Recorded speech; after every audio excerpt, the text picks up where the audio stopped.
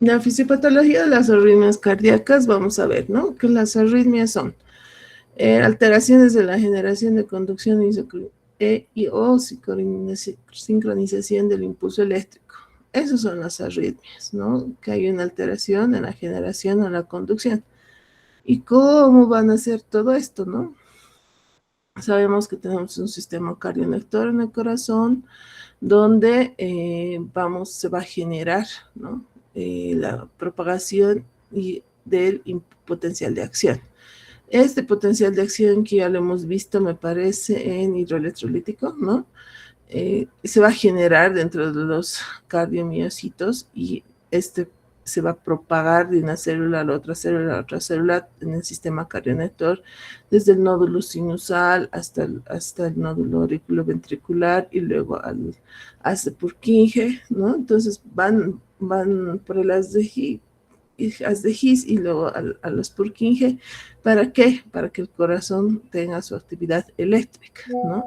¿Y cuándo se van a producir las arritmias? Cuando estos impulsos no van a ser regulares, cuando se vaya a ver cambios en algunos de los mecanismos. Entonces vamos a volver a recordar que hay ese potencial de acción, pero también las células del miocardio van a tener ciertas propiedades eléctricas que van a ser el automatismo, que va a ser la capacidad de generar impulsos espontáneamente, que van a ser las células marcapasos. También van a tener una excitabilidad, que son capaces de responder a un estímulo, una conductividad, que va a ser la capacidad de propagar el impulso, y la refractoriedad, que va a ser el periodo en el que la célula no puede ser reexcitada, ¿no? Los mecanismos principales de las arritmias son aumento, generación anormal del automatismo. Este automatismo, habíamos dicho, siempre que escuchen automatismo, estamos hablando de las células marcapasos, que es esa capacidad de generar impulsos espontáneamente. Entonces, cuando esta capacidad de generar impulsos se incrementa, va a ser ese aumento del automatismo. Entonces, por ende, el corazón va a tender a latir más rápido. Otro va a ser la actividad desencadenada postpotencial temprano tardía. Aquí tenemos un potencial de acción y se supone que hay una fase donde nuevamente tiene que haber un descanso o un potencial de reposo para que nuevamente entre la despolarización. Pero ¿qué es lo que sucede? No deja que se espere esta pausa o este potencial de reposo. Ahí mismo, aquí ya sea en fase 4, aquí o en fase 3, empieza la actividad desencadenada postpotenciales tempranos o en todo caso tardíos, ¿no? Entonces, ese es otro de la génesis que puede darse de los mecanismos de arritmia. Y finalmente los circuitos de reentrada o macro o micro reentrada, ¿no? Que dentro de estas mismas fases, ya sea en la 0, en la 1, en el 2 o en el 3, van a haber una nueva generación de impulsos eléctricos, lo cual va a dar una reentrada, ¿no? Y finalmente también están los bloqueos. Los bloqueos es cuando ya no se puede generar este tipo de potencial de acción. Los principales iones canales involucrados son los famosos que ya conocemos. Está de entrada rápida o despolarización, la fase de sodio, ¿no? O los canales de sodio, los canales de calcio, que en realidad de potasio, que van juntos, los de calcio también, ¿no? Entonces tenemos que estos potenciales de acciones va a tener una fase 0 de despolarización rápida, que por quienes van a estar guiados por la entrada masiva de sodio. Entonces aquí van a abundar canales de sodio, ¿no? Luego va esta fase 1, que es la repolarización inicial, que es la salida transitoria de potasio, ¿no? Y los canales que van a estar ahí más predominantemente. La fase 2 o meseta, que va a ser los canales de calcio, eso acuérdense que es el balance con salida de calcio, y esa es la meseta, que son canales ya mucho más lentos. Y finalmente va a tener una fase 3 de repolarización final rápida, que va a ser donde va a salir, aquí entra el potasio y aquí sale el potasio. Y finalmente una potencial de reposo, que va a ser la corriente rectificadora entrando de potasio. Entonces aquí, ¿quiénes son importantes? El sodio sí, para iniciar esta fase 0, pero quienes van a determinar el pico va a ser este potasio y este calcio. El potasio porque va a ser la entrada rápida, ese pico, el 1 y en el 3, y finalmente este calcio en el 2 que va a ser el de mantenimiento. Entonces, vamos a tener que también, no solo depende de cuándo se van a activar estos canales, cuando haya también el potencial de acción que se va a medir en milivoltios, ¿no? Entonces, el potencial de repaso va a estar entre menos 85 a menos 90, se va a disparar ya cuando empezamos a bajar a menos 75 a 70, finalmente la amplitud llega hasta 100, 110, la duración va a ser entre 200 a 300 milisegundos, y el periodo refractario absoluto de más o menos 250 milisegundos, y así en tiempos y en milivoltios se va a medir el potencial de acción, ¿no? Entonces, todas las células tienen que actuar, entonces esto va a propagar de un lugar X a un lugar Y a medida que se va propagando el impulso, ¿no? Sin embargo, algunas veces no van a poder realizarse esta curva que tendría que ser la ideal, y van a darse células que van a tener ciertos o van a diferir entre estos potenciales de acciones. ¿Y qué es el flujo de carga durante la generación de impulso? Nosotros tenemos un estado de reposo que es el polarizado, ¿no? Donde adentro va a estar negativo, adentro de la célula, y afuera positivo, y cuando se despolariza va a ser ese movimiento de cargas netas, positivo va a ingresar a negativo, y la repolarización es cuando negativos va a salir y positivo se mantiene, ¿no? Entonces, estos estados nos va a dar quiénes van a ser responsables, estos mismos que hemos visto aquí. La entrada rápida de sodio, la entrada de calcio lenta, la salida transitoria de potasio, la salida de potasio tardía y la corriente rectificadora entrante de potasio. Y finalmente, ¿no? Ya por todo lo que hemos visto, podemos decir que va a haber una despolarización rápida por la entrada de sodio, repolarización inicial por la salida transitoria de potasio, por la entrada de calcio, y etcétera. ¿Quiénes son importantes para gobernar todo esto? Potasio, calcio, magnesio, sodio, ¿no? Y el pH, que van a modificar la excitabilidad miocárdica. Ya habíamos hablado del desequilibrio ácido-base, la resolución del pH con el potasio, etcétera, el potasio con el magnesio, el sodio con el potasio. Entonces, todo esto, ¿por qué es importante? Porque muchas veces los pacientes se descompensan, hacen arritmias, precisamente por desequilibrio hidroelectrolítico, y a veces es el que menos importancia le da. Entonces, como ya habíamos hablado, son alteraciones en la generación o conducción del impulso eléctrico del corazón que va a modificar ese ritmo, que en teoría es normal. No solo va a incluir cambios en la frecuencia, o sea, no solo que es taquiobradi, sino también alteraciones en el origen o la propagación del impulso eléctrico. Efectivamente, se van a clasificar como taquiarritmias, aumenta la frecuencia mayor a 100, y bradiarritmias, disminución de la frecuencia menor de 60. El ritmo normal va a ser denominado el ritmo sinusal, el cual se va a originar en el nódulo sinusal y se va a conducir de forma ordenada a través del sistema de conducción cardíaco, y cualquier alteración en este proceso nos va a dar una arritmia. Entonces tenemos que va a estar el nódulo sinoauricular, que este va a ser nuestro marcapasos natural. ¿En dónde va a estar ubicado? En la aurícula derecha. Ojo, ya habíamos hablado de esto, que en las valvulopatías se va a dilatar esta aurícula, ¿no? Porque estas válvulas no van a funcionar bien, puede haber regurgitación, se va a estirar por Frank-Starling, o puede ser una miocardiopatía, etcétera. Ustedes ya están mucho más atentos al proceso. Entonces se dilata, entonces este nódulo ya no va a estar donde tiene que estar, se va, entre comillas, estirar, ¿no? Va a estar ubicado, habíamos dicho, en la unión de la vena cava superior y la aurícula derecha, entonces como que se ensancha y ya no va a poder generar los impulsos adecuadamente. No porque no puede, sino porque va a estar ya anatómicamente orgánicamente alterado, ¿no? Del nódulo sinusal vamos a tener el nódulo auriculoventricular, entonces la red va a viajar por esta línea verde hacia el nódulo auriculoventricular, ¿no? Donde va a estar va a ser un puente que va a unir entre las, ¿por qué se llama aurículo ventricular? Porque está entre las aurículas y el ventrículo, y es un puente eléctrico normal, ¿no? Que va a retrasar el impulso entre 100 a 120 milímetros y que permite el llenado ventricular. Entonces pasa el impulso que inicia en la aurícula derecha, pasa al nódulo auriculoventricular y este va a continuar, porque ¿cuál es el objetivo? Que inicia aquí la despolarización y esto se propague, ¿no? Se repolariza, otra vez despolariza, se repolariza, se despolariza, esa es su función. Entonces de aquí se va a propagar hacia el haz de His, ¿no? Entonces vamos a tener que el haz de His va a tener dos ramas, ¿no? Una izquierda y una derecha, que va a atravesar todo el esqueleto fibroso del corazón, se va a dirigir al tabique interventricular, ¿no? Y única vía normal de conducción hacia los ventrículos. Entonces va a tener su rama izquierda y su rama derecha.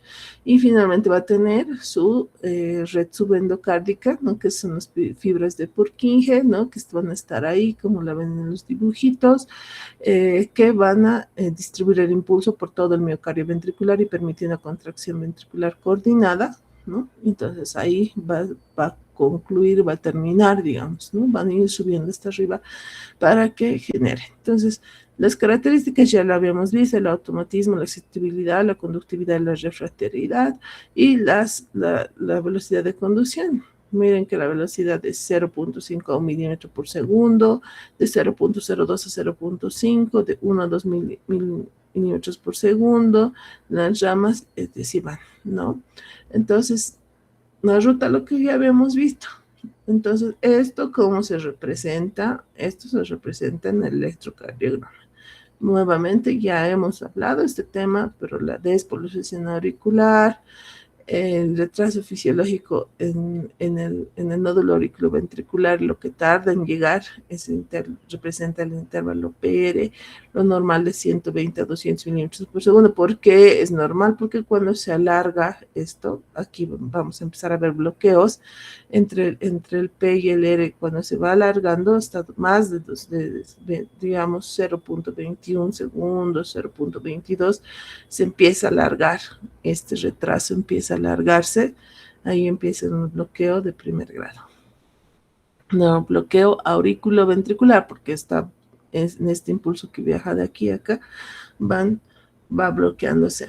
El complejo QRS va a ser la despolarización ventricular, va a activar la activación de los ventrículos. Entonces, este QRS tendría que tener una duración normal de menos 120 milímetros. Cuando se va ensanchando, ya vamos viendo que hay esta alteración, ¿no? Estas ramas de las de His, ya sea a la izquierda o a la derecha, se ensancha y el QRS se ensancha. Cuando hablamos de QRS, siempre estamos hablando de ventrículos. Entonces, esto nos puede dar alteraciones como que bloqueos completos o incompletos de las de His, ya sea izquierdo o derecho, o también ya nos habla de patologías ventriculares como tal. Los ventrículos como tal crecen, hemos visto también que pueden crecer en las valvulopatías, pueden, pues, ustedes ya han visto ya parte de insuficiencia cardíaca, entonces pues, puede haber una miocardiopatía dilatada, en la hipertensión arterial con un crecimiento concéntrico del ventrículo izquierdo, en un TEP puede haber un TEP crónico, un crecimiento del ventrículo derecho. Entonces, al crecer, lo mismo que pasa aquí con los aurículos, cuando crece la aurícula, lo mismo pasa cuando crece los ventrículos. Este sistema se va a deformar, entonces ahí van a ver taquicardias ventriculares, etcétera, que van a poder, post-infarto, etcétera, van a provocar alteraciones de arritmias. Y finalmente la onda T. La onda T hemos visto que es importante y lo hemos explicado en el tema del síndrome coronario agudo, ¿no? Los síndromes isquémicos miocárdicos, que van a representar la repolarización ventricular, es la recuperación eléctrica, pero sin embargo, cuando este corazón está isquémico, ha sufrido falta de oxígeno, o no está circulando bien, porque eso depende de las arterias coronarias, la DA, la circunfleja, no van a poder irrigar bien este músculo para que funcione, van a haber áreas de isquemia y se van a traducir una primera instancia en la onda T y después, según el área donde está afectado, vamos a ir viendo la interpretación electrocardiográfica, ¿no? El intervalo QT que va a ser desde el inicio, desde la despolarización hasta que nuevamente inicie la repolarización. Entonces, tenemos que, en base a todo esto, va a haber alteraciones del automatismo, bloqueo en la conducción, circuitos de reentrada, actividad desencadenada, que nos pueden dar, ¿no? Importantes los bloqueos, ahí vamos a ver si se bloquea la conducción y ahí vamos a ver todas las radiarritmias. En cambio, en el automatismo, la reentrada y la desencadenada van a estar, hay diferentes tipos de taquicardias, ¿no? Que pueden ser flutter, taquicardia por reentrada, taquicardia ventricular, extrasístoles, taquicardia por despolarizaciones, etcétera. Y las alteraciones iónicas que habíamos dicho que son importantes. Y lo mismo, solo aquí estamos haciendo énfasis en las duraciones de los intervalos, porque esto es importante para cuando nosotros vayamos a diagnosticar bloqueos. Entonces tenemos que el ritmo sinusal, y esto generalmente cuando eres residente o estás en internado son preguntas de examen. ¿Qué es el ritmo sinusal? Un ritmo sinusal que es una onda P que va a ser seguida de un complejo QRS, luego la onda T, etcétera, onda P negativa en ABF, o sea, tiene criterios que ustedes tienen que saberlos para que nosotros podamos decir si en nuestro electrocardiograma está por lo menos el ritmo sinusal. Hay formas de calcular la frecuencia cardíaca, contando los cuadraditos, dividiendo o viendo cuántos cuadros hay de onda aérea a onda aérea, ¿no? Entonces vamos a elegir la que mejor nos parezca y se pueden contar. La máquina sí te puede decir está en 60, pero realmente estás contando, estás verificando y demás, ¿no? La frecuencia o el ritmo sinusal normal tiene una frecuencia entre 60 a 100, sin embargo, cuando ya está por debajo, ya hablamos de 60 y así se van prolongando. Fíjense cómo estas ondas R van siendo mucho más lapsadas y listo. En cambio, cuando está en una taquicardia, son mucho más cercanas estas ondas y es una taquicardia. ¿Qué va a definir si es sinusal o es o no? Va a definir que todas las ondas estén presentes. Onda P, QRS, T, presentes. Entonces es bradicardia sinusal. Lo mismo en la taquicardia. Sinusal, ¿están todas las ondas presentes? Sí, entonces es sinusal. Entonces habíamos hablado uno del automatismo, ¿no? Que va a ser el automatismo normal, que ingresa por el nódulo sinoauricular y luego va a pasar al nódulo auriculoventricular, ¿no? ¿Qué es lo que sucede? Generalmente va a aumentar la pendiente en la fase 4 que habíamos visto, ¿no? O despolarización diastólica inestable en focos ectópicos. Esto del automatismo, todo esto de arritmias, en realidad hay libros específicos de arritmias que leen los cardiólogos y demás. Igual que las taquicardias, un sinfín. Nosotros en terapia podemos llegar hasta una taquicardia auricular, tal vez una taquicardia de foco ectópico, o sea, diagnosticar, ¿no? Pero más allá de sus taquicardias por entrada y demás, o sea, es mucho más complejo, ¿no? Lo importante es que por lo menos ustedes sepan fibrilación, flutter, taquisupra. Ya, con eso creo que yo por lo menos soy feliz con que sepan eso. Ya cosas mucho más como bloqueos superiores, o sea, bloqueos sí tienen que saber todo lo que es bloqueos auriculoventriculares, ideas de His sí, pero otro tipo de bloqueos sí es un poco complicado, a no ser que ustedes vayan a ser cardiólogos, ¿no? Entonces tienen que conocer lo básico, y lo básico vamos a ver que el automatismo va a ser alterado en la fase 4 de despolarización, ¿no? La actividad desencadenada. Va a haber la post-despolarización temprana y la post-despolarización tardía, temprana, miren cómo se va deformando, ¿no? Oscilaciones en las fases 2 y 3 que no alcanzan el umbral y si lo superan van a dar un nuevo potencial sobre el mismo potencial que se estaba formando. Entonces, ¿qué nos va a dar? Prolongación del QT, fármacos de hipopotasemia, hipomanesia, bradicardia, síndrome de QT largo adquirido o congénito y isquemia de miocardio. Y las post-despolarizaciones, postpotenciales tardíos, nos va a dar en la fase 4 después de la repolarización si alcanzan el umbral, ¿no? Puede ser por sobrecarga de calcio digital. La reentrada, entonces hay un bloqueo unidireccional, sin reentrada el impulso va a bloquear una dirección y no puedes regresar, no se va a establecer el circuito. El bloqueo unidireccional se va a bloquear una dirección pero retorna por la vía opuesta, o sea, va a regresar por otro lado que no debería regresar. Y el bidireccional se bloquea en ambas direcciones, no hay conducción ni reentrada, ¿no?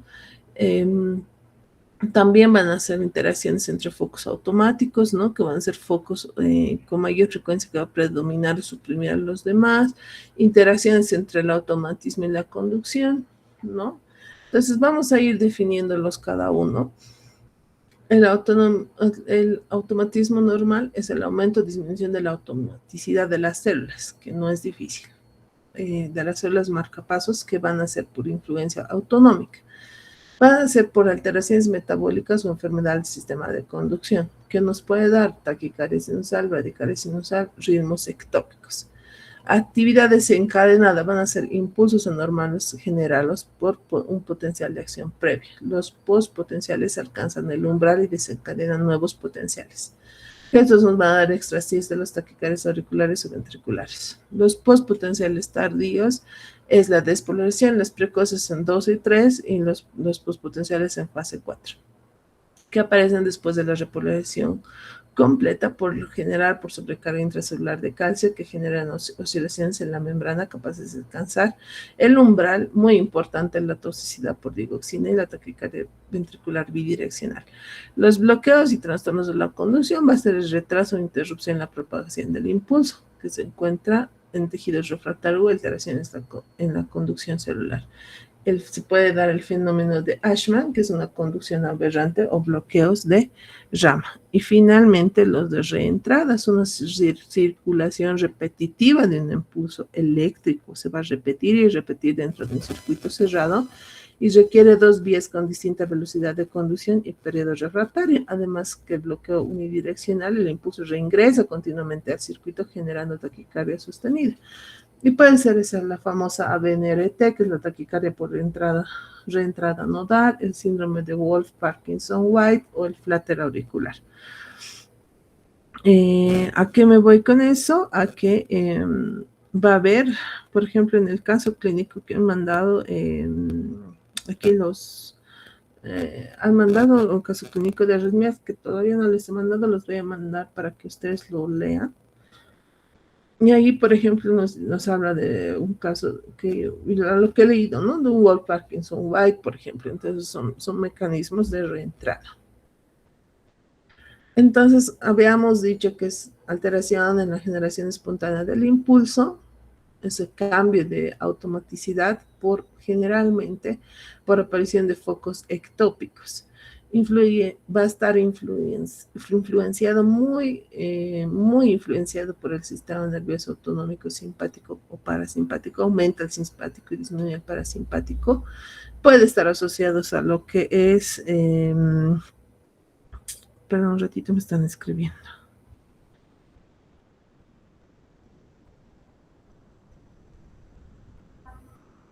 Ya.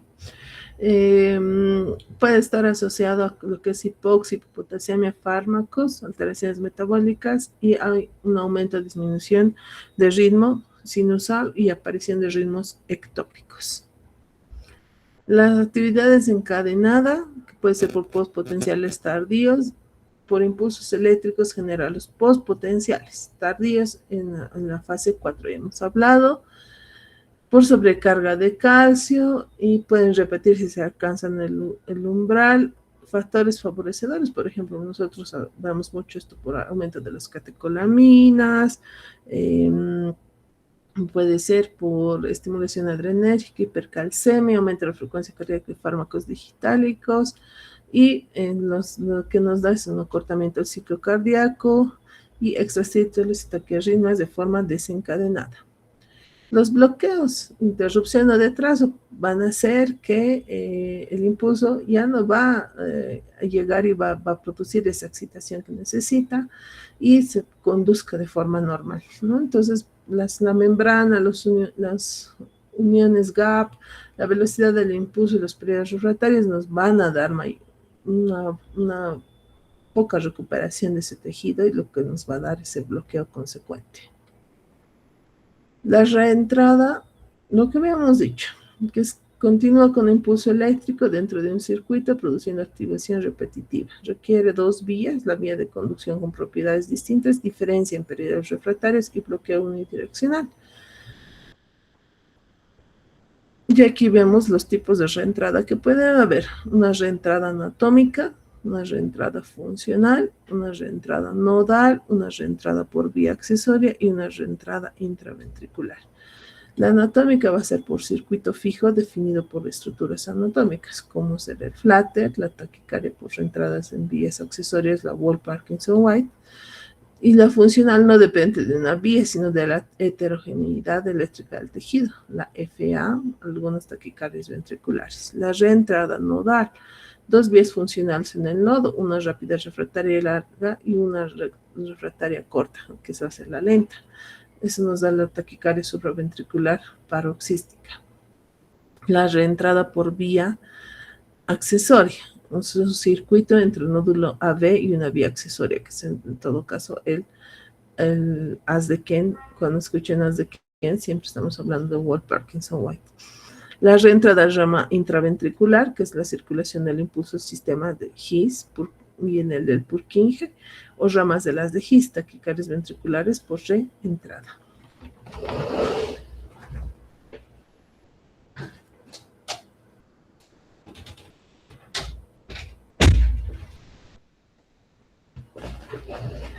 Entonces, es importante que sepamos más o menos que los de reentrada van a ser los que más nos van a dar taquicardia. Y importante, los mecanismos para flutter, para fibrilación, la supraventricular paroxística y la de Wall-Parkinson-White, que como les digo estaba en el caso clínico. Entonces, ¿qué tenemos? Un circuito fijo alrededor de un obstáculo, ¿no? El circuito fijo va a estar definido por estructuras anatómicas, la conducción circular, ¿no? Como vemos en el gráfico, ocurre alrededor del obstáculo a través de un istmo anatómico. Entonces, se supone que tendría que viajar de aquí a aquí y luego propagarse, pero va a haber un tope o va a haber un obstáculo y va a tratar, digamos, de generar por ahí, hay estos focos ectópicos que son más o menos como que células aberrantes, entonces va a tratar de circular alrededor porque tendría que seguir lineal, ¿no? Pero al no poder seguir linealmente va a tener ese circuito alrededor de un obstáculo y se va a autoestimular por ese automatismo y demás, entonces va a haber una actividad rápida y regular. Lo que vemos, el flutter, que va a ser un circuito en aurícula derecha, la taquicardia por reentrada en vías accesorias, ¿no? El circuito va a ser estable, predecible, dependiente de las estructuras anatómicas. La reentrada funcional no depende de una anatomía fija, se debe a la heterogeneidad eléctrica del tejido, ¿no? Entonces la actividad va a ser muy irregular. ¿Qué nos da? Va a haber diferentes focos que van a estar permitiendo esa reentrada, no precisamente algo orgánico, tal vez porque van creciendo en realidad la fibrilación auricular está muy ligada, hemos leído en valvulopatías, ¿no? En valvulopatías crecen las aurículas y hacen FA porque se ensanchan esas aurículas, van a crear esta reentrada funcional, estas nuevas células que se van a, entre comillas, estirar y engrandecer y van a hacer que haya, pues, se produzcan este tipo de reentrada funcional, ¿no? múltiples circuitos cambiantes, patrones irregulares y activación irregular. No es por eso algunas de las fibrilaciones auriculares no se pueden tratar, porque no es como que está mal algo y vas a ablacionar esa vía y va a estar bien, sino que tiene tantos lugares que es difícil de tratar las CFAs. La reentrada nodal nos va a dar que va a haber dos vías, ¿no?, funcionales en el nódulo AB, la vía rápida refractaria corta y la vía lenta refractaria corta.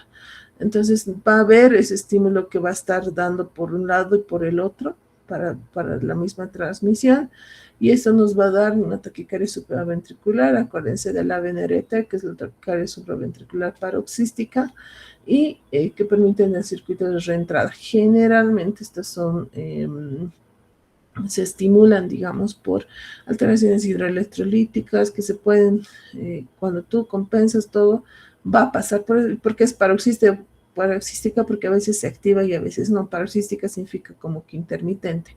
En un momento está activa y en la otra no. La reentrada por vía accesoria, que es la ABRT, ya no es con la N, entonces es un circuito de reentrada, ¿no?, por una vía accesoria que es el haz de Kent. Entonces va a haber una vía accesoria, o sea, tiene que seguir la vía normal, pero va a haber otra vía accesoria, lo cual va a gatillar más impulsos de reentrada por vía accesoria, pues tal cual dice el nombre. Y ¿cuál es el tratamiento en esto? Que esta vía accesoria hay que ablacionar. Entonces, digamos que aquí está el nódulo sinusal, el nódulo auricular, los haz de Purkinje, pero si hay otra vía accesoria que va a venir y va a estimular, entonces ablacionar significa que vamos a cortar esa vía accesoria y con eso se va a tratar. La reentrada en rama intraventricular es mucho más difícil porque el impulso va a estar en el sistema de las de Purkinje, y las zonas de conducción bloqueo nos van a dar el bloqueo unidireccional, van a permitir el circuito dentro del sistema, y lo cual va a ser un circuito dentro del sistema de conducción ventricular. Por eso los bloqueos más feos, pienso yo, que son, entre comillas, los ventriculares, porque es mucho más difícil de tratar. Y este es un repaso que ya hemos visto. Entonces empezamos con las bradiarritmias. Tenemos que va a haber una frecuencia cardíaca menos de 60, con alteraciones en la formación de la conducción de impulso, que van a producir una respuesta ventricular lenta. Según la SC y la AJA, las bradiarritmias comprenden alteraciones del nódulo sinusal y trastornos de la conducción auriculoventricular e intraventricular. Entonces, se pueden clasificar, como habíamos dicho, en tres. En la disfunción del nódulo sinusal, alteraciones en la generación en el mismo nódulo sinusal. ¿Qué nos va a dar? Bradicardia sinusal, pausa sinusal, arresto sinusal, bloqueo sinoauricular, síndrome de bradicardia taquicardia. El ritmo sinusal lento, pausas o ausencias transitorias de actividad auricular. Esto generalmente sí se ve en el caso de que... ¿en qué caso se ve? Se ve en pacientes, digamos, a veces jóvenes, en pacientes a veces ya mayores, varones generalmente, o sí, por ejemplo, nosotros taquibradi vemos mucho en pacientes que viajan, que viven en lugares donde hay enfermedad de Chagas, aquí en Bolivia, ¿no? En Cocha, en algunos lugares de los Yungas, algunos pueblos, qué sé yo, en Potosí hay valles, ¿no? Entonces, cuando tú tengas un paciente con bradicardia y ves que es sinusal, anualmente tienes que pedirle controles, pedirás un holter, pedirás la interconsulta con cardio para que ellos hagan sus seguimientos, porque eventualmente estas bradicardias pueden desencadenar a bloqueos auriculoventriculares, y si bien su ritmo sinusal es lento y no mejora, por ejemplo, con el ejercicio, o sea, no va subiendo y demás, hay que hacer una investigación de por qué está sucediendo eso y tratar de darle el tratamiento correspondiente, ¿no? En general son patologías, entre comillas, benignas, hasta la bradicardia y pausa, pero se pueden convertir en severas si es que no se van tratando. Entonces, esto se ve que estamos mencionando así como que superficialmente, porque hay estas patologías del nódulo sinusal y no a veces son medio que subdiagnosticadas y también a veces soslayadas a otras enfermedades.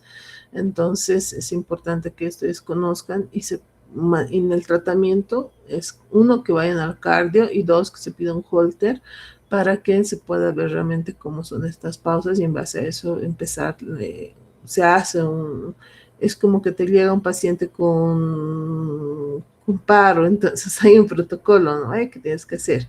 Entonces es lo mismo. Llegan sus pacientes, el protocolo va a ser derivar a cardio, un holter, ecocardio, resonancia, qué sé yo, ¿no? Entonces tiene que ser todo ese protocolo a medida que lo vayamos captando al paciente. El trastorno de la conducción auriculoventricular, que esto es lo que más vamos a ver, ¿no? Entonces, alteraciones de las conducciones del impulso de las aurículas y los ventrículos. Entonces vamos a tener un bloqueo auriculoventricular de primer grado con el segmento PR que habíamos visto, pero en el intervalo PR va a estar más de 200 milisegundos. En el segundo grado va a haber el MOVITS 1 de Wenckebab con el MOVITS 2. Un bloqueo auriculoventricular avanzado mayor de 2 ondas P consecutivas bloqueadas y un bloqueo auriculoventricular de tercer grado que es el completo, que va a ser el retraso o interrupción de la conducción AB. Y el trastorno de conducción auricular, que va a ser la alteración del sistema de Purkinje, o de His-Purkinje. Entonces vamos a tener aquí bloqueo de rama derecha, bloqueo de rama izquierda, hemibloqueo anterior izquierdo, hemibloqueo posterior izquierdo, bloqueo bifascicular y trifascicular. Hasta aquí, en rama derecha y rama izquierda, sí, nosotros. Ya cuando van a ver mis bloqueos, etcétera, esto ya es un poquito ya más de cardio, ¿no? Pero ¿qué es lo que nos va a dar? Ensanchamiento del QRS y alteración de la secuencia normal de la activación ventricular. Y aquí tenemos una imagen de una bradicardia sinusal, podemos contar los cuadritos, etcétera, para nosotros calcular. Más o menos debe estar a unos 56, más o menos aquí de frecuencia cardíaca. Vemos que las ondas se mantienen y decimos una bradicardia sinusal. Entonces, el primer grado de la BAB, que es el bloqueo auriculoventricular, vamos a tener que, en el primer grado, va a haber este ensanchamiento, ¿no? Del intervalo PR, más de 200 milímetros, no va a ser 0,21, ¿no? Cada P va a seguir a un QRS con intervalo PR fijo. Entonces, este PR mantiene, digamos que está en 24, al otro va a estar en 24, este en 24. Ese es un bloqueo AB de primer grado. Es el sitio más frecuente de bloqueo, sobre todo cuando el complejo QRS es estrecho y el PR está más de 300. Causado por retraso en la conducción intraauricular. Y vemos que hay un segundo grado del tipo 1 Wenckebab y el tipo 2 y un tercer grado. El tipo 2 de segundo grado y el grado 3 se llaman bloqueos AB de alto grado, por si acaso. Entonces, el tipo 1 va a ser la prolongación progresiva del PR que procede a una onda P. Entonces, este PR, digamos que quiera 0,30, aquí ya está normal, y luego va a irse ensanchándose, ¿no? Hasta que va a haber una onda P no conducida, el intervalo PR se prolonga a un intervalo decreciente, ¿no? Entonces, está como que ancho, más corto y ya no conduce. Es el sitio más frecuente de bloqueo, ¿no? El Wenckebab típico se dan mayor del 50% de los bloqueos. Y el tipo 2, ese intervalo PR, se mantiene sin cambios antes de la onda P no conducida. Entonces se mantiene y finalmente deja de conducir. Y el tercer grado, que no se conduce ninguna onda P. Una onda P puede aparecer aquí, puede aparecer aquí, puede aparecer aquí, o sea, ya no tiene relación, ¿no? Entonces, este va a ser un bloqueo de segundo grado porque aquí vemos una P, el PR se ensancha, aquí el PR se ensancha y finalmente miren esta P ya no conduce. sea, ya no tiene QRS. Y luego viene una P que está con PR alargado. Y aquí se vuelve a alargar, aquí más largo y aquí mucho más largo y aquí ya no conduce, ¿no? Entonces es un bloqueo auriculoventricular de tipo 1 Wenckebach, ¿no? Se alarga de manera progresiva hasta que se produce el bloqueo de una P. El tipo de bloqueo y la duración sugieren que el trastorno de localización se localiza por encima del haz de His. Entonces vamos viendo nuevamente. Aquí, una P, largo el PR, otra P, largo el PR, aquí ya no ha conducido. Una P, vamos, largo PR, mucho, mucho más largo, mucho más largo, mucho más largo, y finalmente no conduce. En cambio, en una de tercer grado, vemos que las ondas P aparecen donde se le da la gana. O sea, ya hay una disociación de la aurícula y el ventrículo. O sea, la onda P va a latir, o sea, la onda P es la despolarización de las aurículas, ya sabemos eso. El QRS es la despolarización de los ventrículos. Entonces, el ventrículo va a latir a su manera y la aurícula a su manera. Entonces, la onda P le va a aparecer, puede aparecer aquí en el QRS, puede aparecer antes del QRS, después de la onda T, va a aparecer donde le dé la gana aparecer, y ese es un bloqueo auriculoventricular de tercer grado.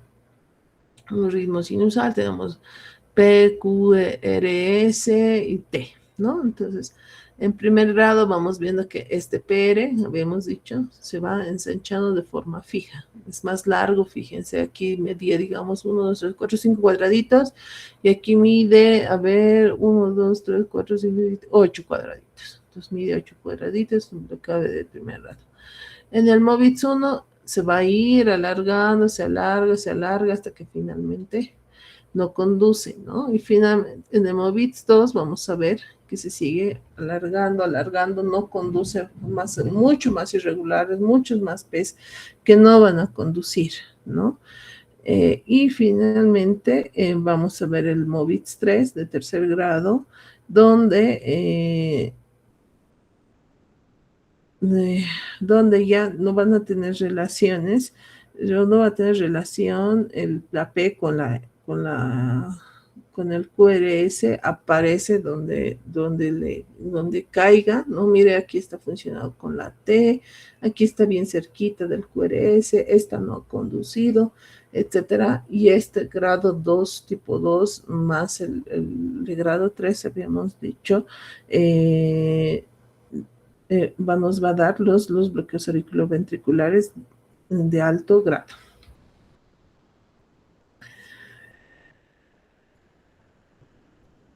Entonces, nos van a presentar diferentes tipos de electrocardiogramas, donde lo importante es que localicemos la onda P y cómo se relaciona con los diferentes, componentes del QRS. ¿Cómo se van a presentar estos pacientes? Sabemos que estos pacientes pueden presentarse con síntomas neurológicos o cardiovasculares o de insuficiencia cardíaca. Los latidos van a ser abajo de 60 latidos por minuto, va a haber mareo, debilidad, fatiga, intolerancia al ejercicio, puede haber presíncope o síncope, angina de pecho, palpitaciones, hipotensión, disnea, edema, congestión pulmonar, bradicardia al pulso, presión arterial baja, alteraciones de la conciencia, caídas, traumatismos por síncope, insuficiencia cardíaca y muerte súbita en casos severos. Lo que más va a predominar son los síntomas por bajo gasto cardíaco y por bajo débito cerebral, así también se llama, donde estos síntomas son los que nos van a decir, ¿no? El tratamiento generalmente en bloqueos agudos se puede utilizar atropina endovenosa, permite estabilizar al paciente, especialmente en bloqueos AB avanzados, y luego ya después vemos un marcapasos permanente. Para el bloqueo, vamos a ver que en los bloqueos de rama izquierda y de rama derecha, ¿no? El de rama derecha, vamos a ver, el QRS va a estar ensanchado, ¿no? Entonces va a ser un QRS más de 120 milisegundos. Y en B1, la derivación B1, vamos a ver una onda R pequeña, una S pronunciada y una R prima. Y en B6 vamos a ver un QRS, un Q chiquito, una R y una S sí, ¿no? Entonces ahí vamos a poder diagnosticar, son como criterios, ¿no? Y el bloqueo de rama izquierda, vamos a ver que en B1 va a haber este QS, así esta onda mellada, son como orejas de conejito. Entonces vamos a ver estas orejitas, estas orejas de conejo en el bloqueo de rama izquierda. En B6 vamos a ver una R así mellada, ¿no? Y puede haber una QS. También se puede presentar así. Cuando la rama derecha no es capaz de conducir el estímulo eléctrico, por lo que la desprolación de ambos ventrículos se realiza por la rama izquierda. Entonces el QRS en la rama derecha va a estar ancho, es una de las primeras características que van a ver. El patrón en B1 puede ser el RSR' o SRR o SRR' en las derivaciones B1, B2. Onda S ensanchada en D1, B5, esta onda S ensanchada, en B5, en B6. Entonces, ¿qué vamos a ver? Ven QRS, tienen que ir a ver B1 y B6. En B1 ven esta RSR', y en B6 ven onda S ancha, es rama derecha, ¿no? Pero cuando ven, ocurre cuando existe interrupción de la transmisión del impulso nervioso antes de la subdivisión de la rama izquierda, por lo que se bloquea completamente. Entonces, cuando van a ver QRS anchos, ven en B1, van a ir a ver cómo están las ondas, esta RS ancha, y en el B6 las orejitas de conejo, es bloqueo de rama izquierda, ¿no? Entonces el QRS va a estar ensanchado, las ondas R con muesca o empastamientos en D1, BL, B5, B6, onda T frecuentemente son opuestos en dirección al complejo QRS, y las ondas S anchas en B1, no es lo mismo que en el derecho. Generalmente son benignas en las derechas, pero lo izquierdo siempre es patológico. Tratamiento generalmente no nos trae muchas cosas en general. El izquierdo hay que tratar la causa más si hay insuficiencia cardíaca. La terapia de resincronización se podría considerar, y generalmente hay bloqueos rama izquierda aguda cuando hay isquemia severa. En rama izquierda, ¿no? Como se pueden ver en D1, en D2, en D3, en B1, en B2, B3, etcétera, B5, B6, miren cómo está. La rama izquierda de los conejitos en el 6 y la onda S ancha. Ay, chicos, un ratito, por favor, tengo que contestar. Hola, Santos. ¿Qué tal?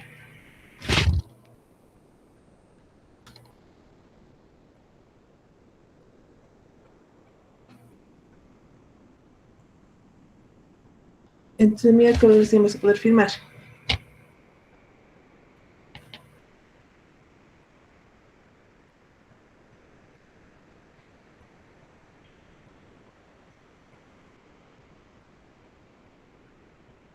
Ya, voy a hablar con el doctor Yesida entonces. Mañana en la mañana puedes ir. Ya, te llamo más tarde para que coordinemos eso. Ya, hablamos. Ya, chicha, gracias.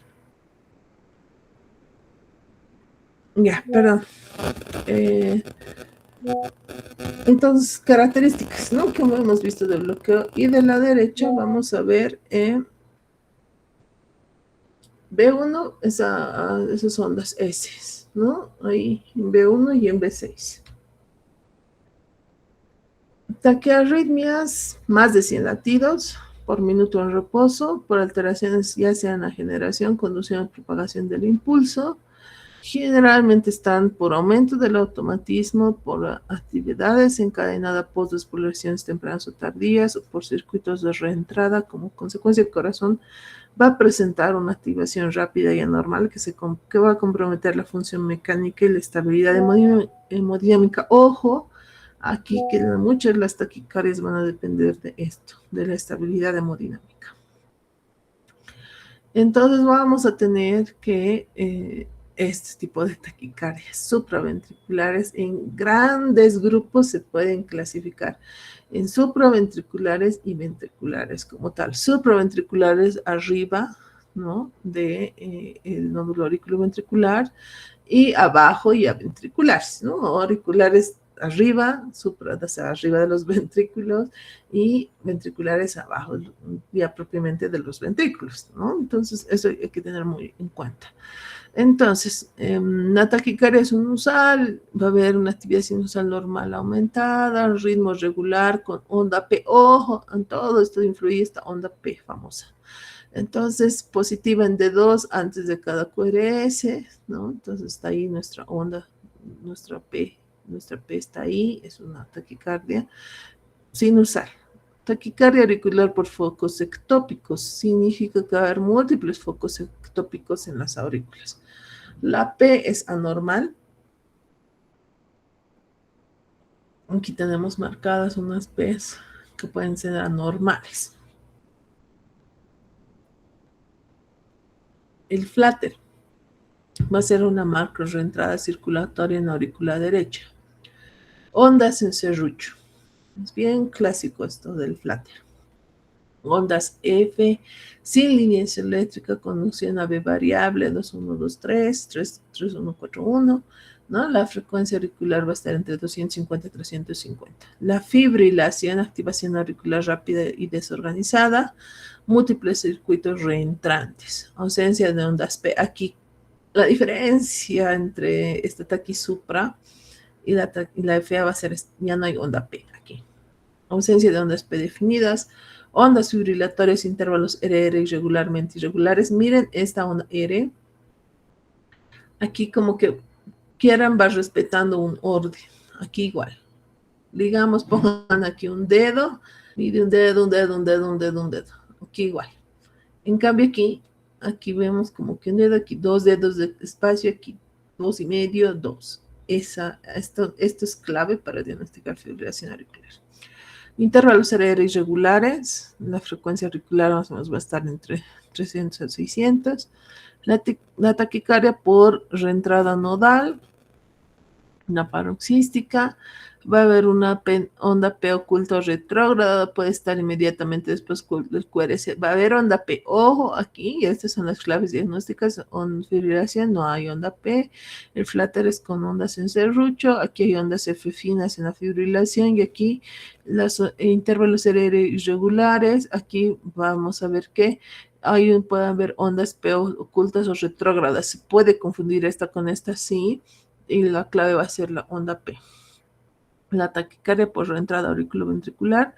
La P también puede estar retrógrada, puede ser ortodrómica o antidrómica según el ancho, ¿no? Entonces, esas son las más importantes de las taquicardias. Supraventriculares. Las taquicardias ventriculares van a ser las monomórficas o las polimórficas. Las monomórficas van a ser las con foco ectópico en ventrículo, circuito de reentrada ventrículo. QRS ancho y disociación AV frecuente. La polimórfica, múltiples focos de reentrada. QR ancho con morfología variable latido a latido, ¿no? Entonces la frecuencia va a ser variable. Fácilmente, a simple vista, como ustedes pueden ver, la monomórfica tiene una formita nomás y la polimórfica van a tener diferentes formas. La polimórfica específica, que es la famosa torsada de Point, ¿no? Que va a ser la entrada por prolongación del QT favorecido por fármacos, que va a ser la torsión alrededor de la línea isoeléctrica. Miren que gira y luego vuelve a girar, por eso se llama torsada de Point, ¿no? O la torsión de puntas también se llama. Entonces, esto va así. La fibrilación ventricular rápida desorganizada sin contracción, todo se activa pero no contrae. Y aquí vemos que son una más irregular, mucho más fina, ya no es tan ancha. Todo lo que vean, ya cuando ya no reconocen ondas y ven este ritmo, ahí pues tienen que pararse sus pelos para activar código azul y demás, ¿no? La taquicardia ventricular está muy ligado a lo que es el código azul o el inicio de maniobras de reanimación. Puede haber taquicardias ventriculares con pulso o sin pulso. Aquí vamos a ver, se define en grande con pulso, sin pulso, con pulso. Pacientes que están ahí despiertos y hacen taquiventris ocasional. O sea, su ritmo está aquí, luego de un momento pasa esto, luego vuelve a salir aquí. Entonces son alteraciones ya que tienen ventriculares fuertes y que en cualquier momento pueden hacer paro. Entonces, estos pacientes hay que tratarlos con diferentes fármacos que los vamos a ver después. Pero si el paciente ya no respira, no responde y no está en paro, entonces tienen que hacer el tratamiento. Esta y demás van con desfibrilación, ¿no? Entonces, el tratamiento es pasar una corriente eléctrica y ya también con fármacos, ¿no? Una taquicardia auricular ectópica y auricular multifocal, porque aquí nos da nuestra taquicardia auricular. Entonces, es un poquito complicado la taquicardia auricular porque puede ser ectópica y multifocal. Puede ser regular o irregular.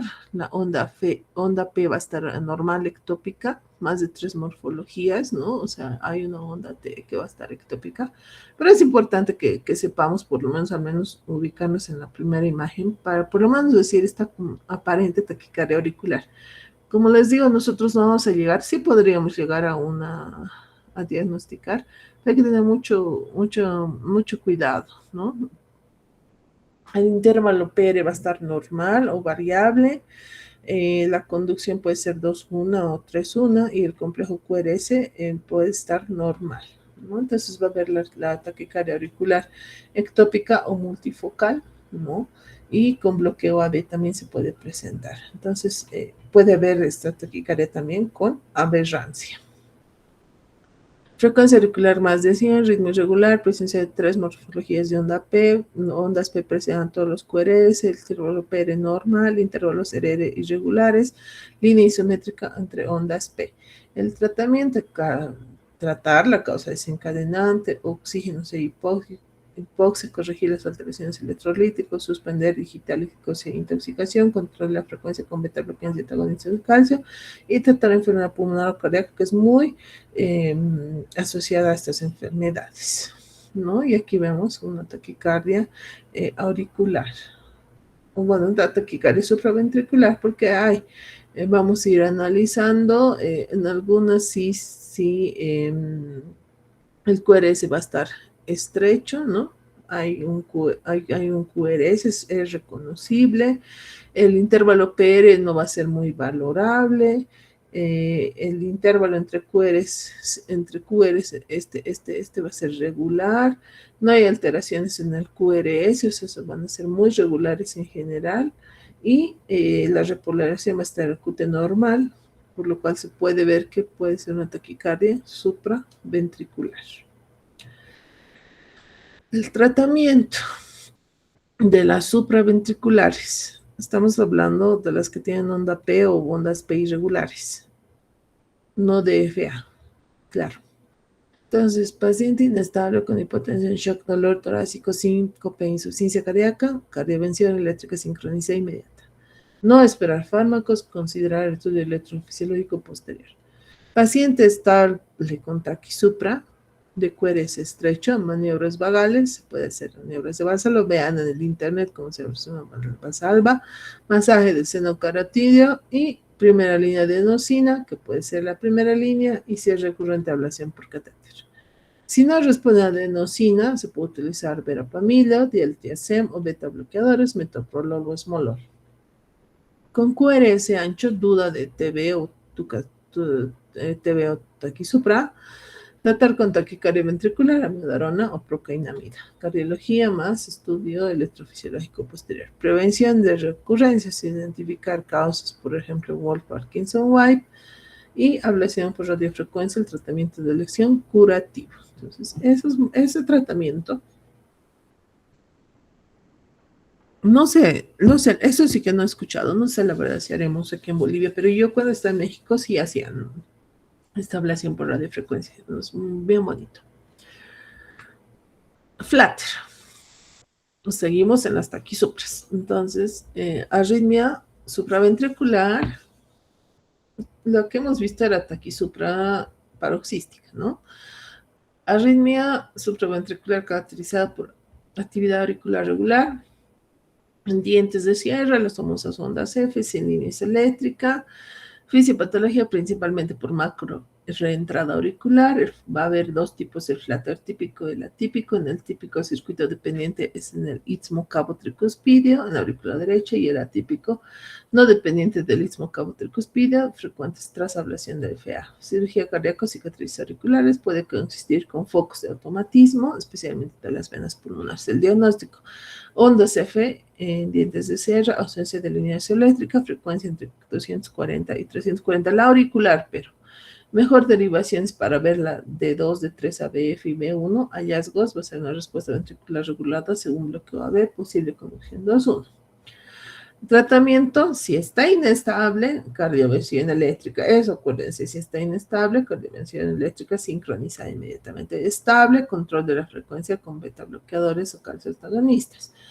Cardioversión eléctrica, alta eficacia, antiarrítmicos como la amiodarona y la ibubutilida en algunos protocolos. Tratamiento definitivo: ablación por radiofrecuencia del istmo cabo tricuspidio en el flatter típico, ¿no? Curativa en la mayoría de los casos. Aquí tenemos esto, así vienen, tal cual, así viene el flatter, esas ondas F, habíamos dicho que un D2, ¿no? En B1 también, aquí estamos, nuestro D2 largo. Por eso cuando ustedes sacan el electrocardiograma van a ver todas las derivaciones y su D2 largo les van a pedir para que nosotros podamos ver cómo están esas ondas F. En ningún lugar en la línea isoeléctrica todas tienen ondas, ¿no? Y es eso, flatter. Probablemente está coexistiendo aquí un bloqueo también, ¿no? Miren cómo están esos QRS anchos. Puede ser que esté haciendo un bloqueo incompleto, ¿no? Entonces, sí, un bloqueo incompleto, ¿no? Ya. Fibrilación: arritmia supraventricular por actividad auricular caótica. Por eso te dicen, cuando llegas al turno y estás todo ocupado, estás fibrilando, te dicen porque estás ahí todo en medio de tu caos, desorganizado, irregular, sin contracción auricular efectiva. No hay ondas, no, aquí no hay onda P, eso acuérdense, sino ondas fibrilatorias, F minúscula, con respuesta ventricular irregularmente irregular. Múltiples circuitos de reentrada más actividad ectópica, foco desencadenante en las venas pulmonares, remodelado eléctrico por la fibrosis, va a haber ondas PES, ¿no?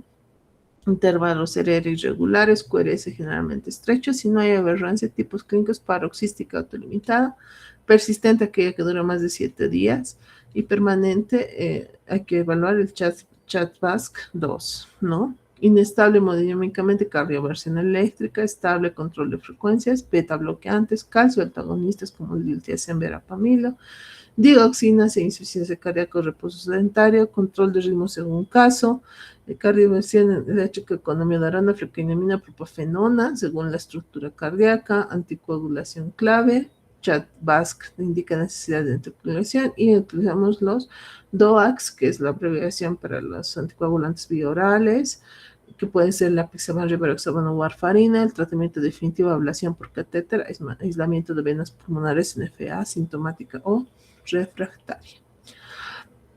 Entonces, una fibrilación auricular, miren cómo los R son irregulares, ¿no? Se pueden medir aquí como que corto, corto, corto, ancho. Y igual aquí, todo es desorganizado, no hay ondas P, es muy fina la fibrilación, entonces ahí vemos que no están, no está correcto la realización. Ahora, la fibrilación auricular se puede dividir también de respuesta ventricular alta o también de respuesta ventricular ya controlada.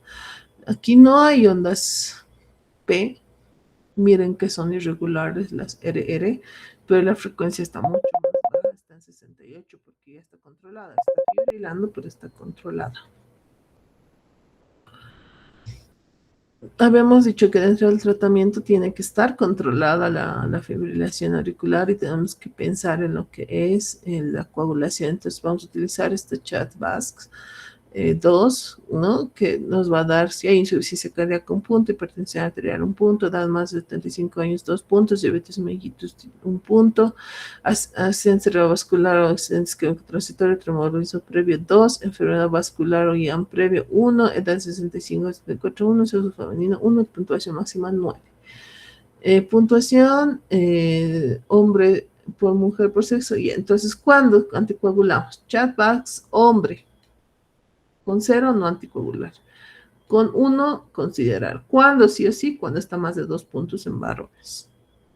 En mujer, si solo por la edad es 2 puntos, porque habíamos dicho sexo femenino y demás, considerar. Pero cuando un CHA2-VASc en una mujer es más de 3, sí se recomienda la anticoagulación. ¿Qué fármacos vamos a utilizar en todo esto de las taquicardias? Beta bloqueantes como el metoprolol o osmolol. Lastimosamente no contamos con muchos de los fármacos aquí en el país, pero sí están descritos en los protocolos como beta bloqueantes selectivos o ultracortos para disminuir esta frecuencia rápida. Las dosis ahí, la primera elección. Diltiazem, también bloqueantes de canales de calcio no dihidropiridínico y bloqueadores de calcio no dihidropiridínico, verapamil. Van a disminuir y alentecer la conducción AB, ¿no? Pueden evitar insuficiencia cardíaca con fraccionación reducida. Y la digoxina es que esto sí tenemos, aumenta el tono vagal y reduce la conducción, disminuye la frecuencia ventricular principalmente en reposo, útero insuficiencia cardíaca y pacientes sedentarios, poco eficaz durante el ejercicio. ¿Qué anticoagulación vamos a utilizar? Están el apixaban, rivaroxaban, warfarina, todo tenemos en el medio. El apixaban, que son de los nuevos anticoagulantes, inhibidor directo del factor 10A. El rivaroxaban va a ser lo mismo. Y la warfarina, que va a inhibir la síntesis de factores 2, 7, 9 y 10. 5 cada 2, 20 con alimentos, habitualmente 2.5 se ajusta al INR, ¿no? Y vamos a ver también que se puede ajustar a la edad, ¿no? Y a la insuficiencia renal. El objetivo INR de 2 a 3. Idealmente esto deberíamos controlar con factor 10 activado, pero lastimosamente tampoco se mide en el medio. Control de ritmo, podemos utilizar amiodarona, flecainamida, propafenona, van a bloquear los canales de sodio de efecto bloqueador. No se usa en cardiopatía estructural. La amiodarona, que va a ser lo que más utilizamos en el medio, va a bloquear los canales de potasio, sodio, calcio, prolonga el potencial de acción, puede utilizarse en cardiopatía estructural, insuficiencia cardíaca. Y la flecainamida, potente en canales, bloquear los canales de sodio. Aquí recuérdense todo lo que hemos visto de potencial de acción. Y se puede hacer la famosa cardioversión farmacológica. O sea, para tu cardiovertir eléctricamente tienes que tener una sedación al paciente, no intubarlo, pero sí una sedación con anestesio, y luego le pones los electrodos y lo cardioviertes. Entonces tienes que tener el equipo, el personal capacitado, y si no, se puede hacer la cardioversión farmacológica, ¿no? Que está ahí descrita para que nosotros podamos tratar de mejorar esa frecuencia cardíaca que está enloqueciendo al corazón. En FA con insuficiencia cardíaca preferimos la digoxina o la amiodarona. El control agudo, metoprolol de Diltiazem. Con hipotensión, cardioversión eléctrica inmediata. Con cardiopatía estructural, la amiodarona. Sin cardiopatía estructural, flecainamida, propafenona. Con CHA2-VASc elevado, lo que habíamos dicho, apixaban, rivaroxaban o warfarina. Y sintomática recurrente, la ablación por catéter. Entonces va a ser el aislamiento eléctrico de las venas pulmonares mediante radiofrecuencia o en el ITSMO, cabo tricuspidio, en el ICTV, que hemos dicho, en el flutter, y la descarga sincronizada para restaurar en la cardioversión eléctrica. Y aquí las diferencias entre fibrilación y flutter, donde las ondas F van a ser finas, las F van a ser gruesas en dientes de sierra, las RCRs igual pueden ser regulares o irregulares, y vamos viendo los diferentes tipos. La taquicardia ventricular, 3 o más latidos ventriculares consecutivos con una frecuencia generalmente más de 100 a 120, originados por debajo de las de His. Se clasifican según la duración, la morfología y la etiología. Se asocian a QRS anchos y pueden ser sostenidas más de 30 segundos o con compromiso neumático, o no sostenida menos de 30 segundos. Si los latidos consecutivos tienen un complejo QRS de idéntica morfología, se habla de taquicardia ventricular monomórfica, mientras que si la morfología sucesiva no son iguales, polimórfica. Origen, ventrículos, no supraventricular, QRS ancho y ritmo regular, puede ser potencialmente letal y degenerar en fibrilación ventricular. Entonces tenemos la no sostenida y la sostenida, ¿no? En QRS nos va a definir, y si es polimórfica por torsada de Points o monomórfica sostenida inestable, o la taquicardia ventricular sin pulso. Entonces, para todo, la cardioversión eléctrica sincronizada, ¿no? Si es monomórfica, se monitoriza miodarona, procainamida, lidocaína, sobre todo en isquemia, amiodarona IV, sulfato de magnesio, es obvio, esto es claro, aquí en la torsada de Points, suspender fármacos que prolongan el QT, y en el caso de sin pulso, la RSP más desfibrilación inmediata. Aquí tenemos una taquicardia ventricular polimórfica, monomórfica, sostenida y no sostenida. La taquicardia polimórfica es muy clásica de la torsada de Points. En los antiarrítmicos que generalmente utilizamos van a ser los de Vaughan-Williams, ¿no? Esa clasificación que es clásica de siempre. Pero algunos están vigentes de estos medicamentos, pero también están ahí.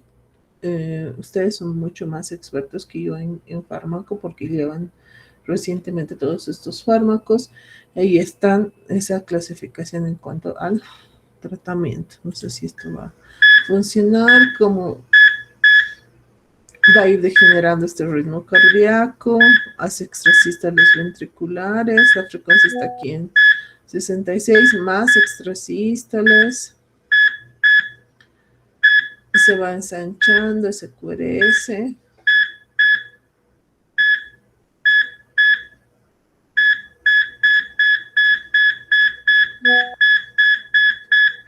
Taquicardia ventricular, 163.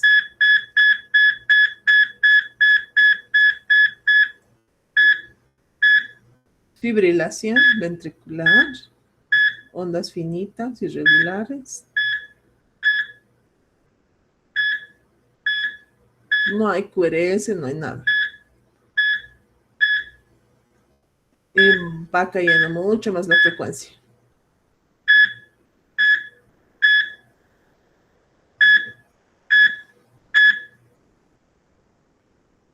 Finalmente, asístole.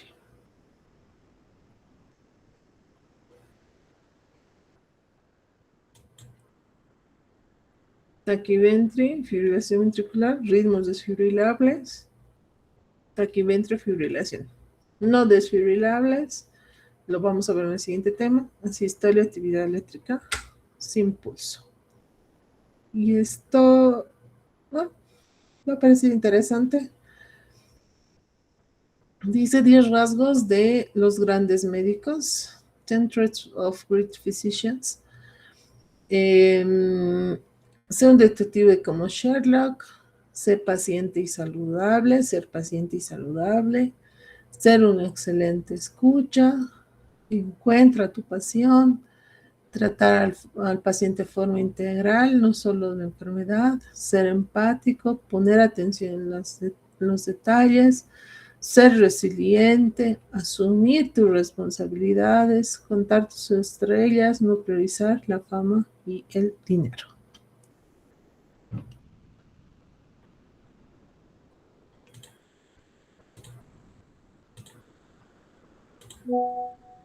Bueno, no sé si tienen alguna duda. Me envían ahora sus artículos y vamos ahí a escoger los que mejor estén para exposición. Y vamos a poner las exposiciones el día viernes de arritmias.